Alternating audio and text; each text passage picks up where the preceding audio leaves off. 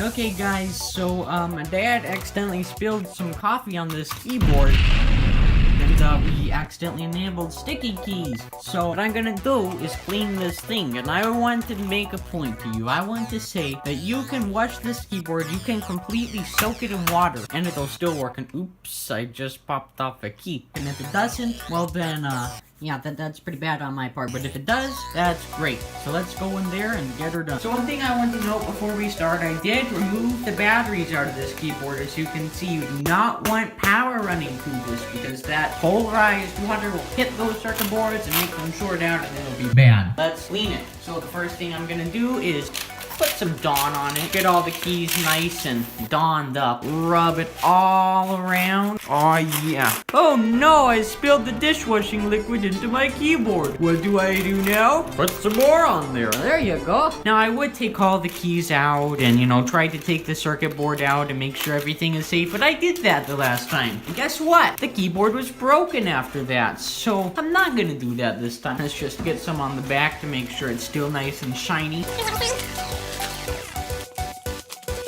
So now I'm going to get some nice lukewarm water, and guess what? Oops. I'm gonna spray it all down. And most people would probably say this isn't a washproof keyboard, this is not a good idea. And I'd be one to think that also. But you know what, guys? I'm gonna make sure that it is dried out before I just let it sit. So I'm going to let it sit for a very long time before it has any connection with power. Also, make sure the water that you've used isn't too hot. You do not want to melt the membranes at all. Oops, I stepped on my keyboard.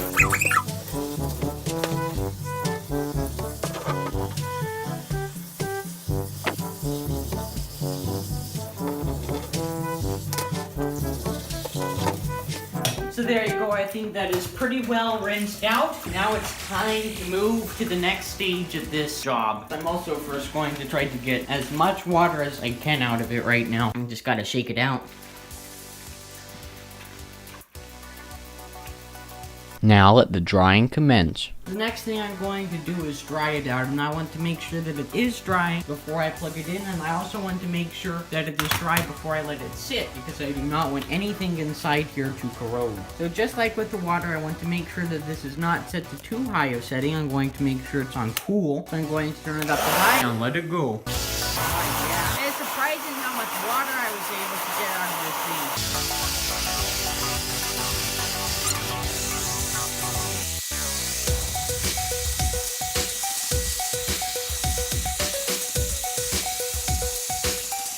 I'm gonna get right into the keycap. Oh yeah.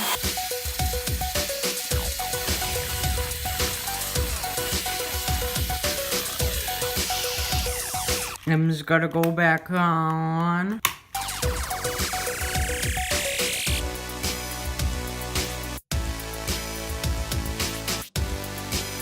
I'm also going to beat it. I know that sounds kind of harsh, trying to get the most water out of it, so I'm just gonna tap it up against my fist. See, a lot of water is still coming out of this. Oh yeah, look at all that. And also, if you can find one port of exit, that's a good idea, like along the top. It's good. Another thing I'm doing is drying it kind of lopsided like this, just to make sure that the water can drain out somewhere. And there's still stuff coming out, and I've been drying for a long time. So after all of that drying, when I went and plugged it into the computer, it freaked out. So I took it apart and found out that it is just completely soaked in here. It is still wet. So I'm gonna do some more drying, and that should be good to go. So I got the keyboard hooked up again, the dongle is plugged into the computer. It's all dried out, it's been drying for a very long time. So I'm going to demonstrate to you that it does work. I'm going to press the Q key. And it works. I'm going to type in the quick brown fox jumped over the lazy dog. And as you can see, it is registered in. Let me try the numpad. And there you go. I have tested all the keys already. It is completely restored, and I guess I proved to you that you can wash a keyboard and it'll be fine. So go ahead and drench all your keyboards, I guess. Please don't do that. That was a bad idea.